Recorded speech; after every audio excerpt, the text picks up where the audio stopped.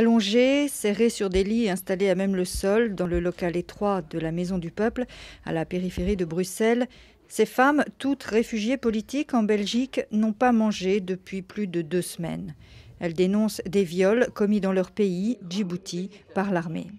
On a voulu que le monde entier sache ce qui se passe véritablement pour les femmes dans le nord et le sud-ouest du pays.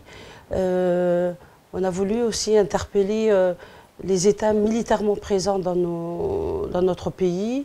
Nous avons voulu aussi interpeller par cette grève l'Union européenne qui est un soutien important, un soutien économique important de notre pays et leur demander de ne pas fermer les yeux sur ces crimes odieux qui se perpétuent dans l'impunité en République de Djibouti, plus particulièrement dans le nord et le sud-ouest du pays.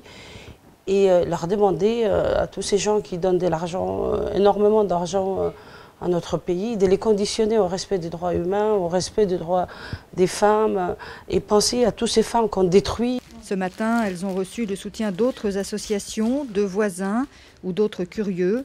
Venus soutenir ces femmes qui se battent, c'est très important. Et donc la fleur, c'est symbolique, hein, donc c'est porteur d'espoir. Il faut continuer à se battre tout le temps, tout le temps, tout le temps.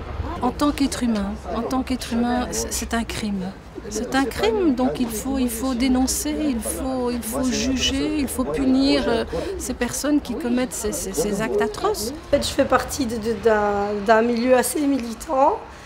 Et mon amie Selma Ben Khalifa avait déjà envoyé l'article au moment où il y avait la grève de la faim à Paris. Ça m'avait intéressée et interpellée, surtout parce qu'on ne parle pas beaucoup de Djibouti, on ne sait pas exactement ce que c'est comme régime, et on sait que c'est une dictature. Enfin, moi je sais que c'est une dictature, mais je ne pense pas que les autres le sachent.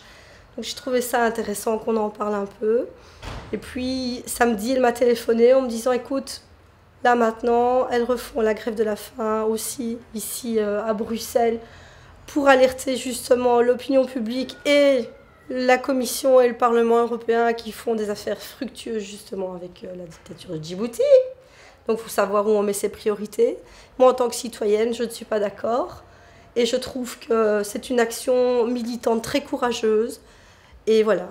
Je travaille ici tout près, dans une bibliothèque publique, et j'ai profité de mon heure de table pour venir les soutenir. Je leur ai apporté des livres, comme ça elles peuvent un peu se détendre.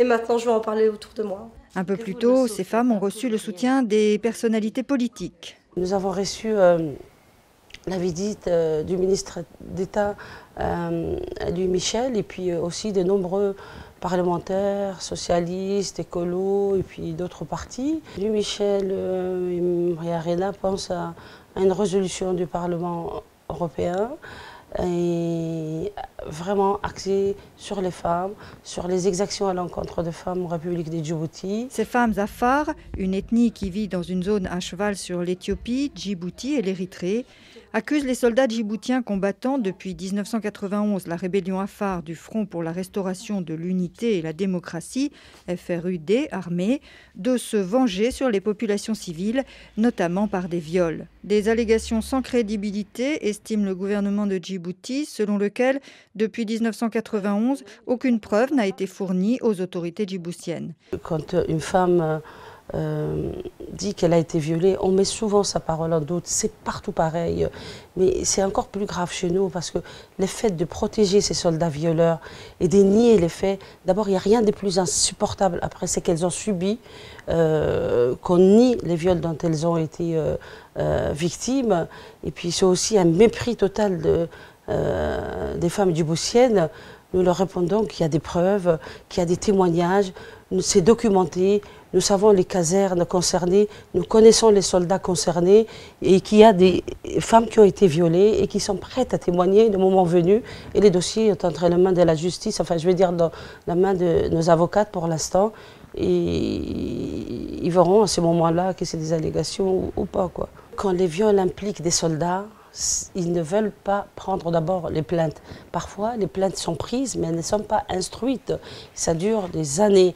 Vous voyez, Fatou est là, son père a porté plainte, elle a été violée quand elle avait 17 ans par la garde présidentielle.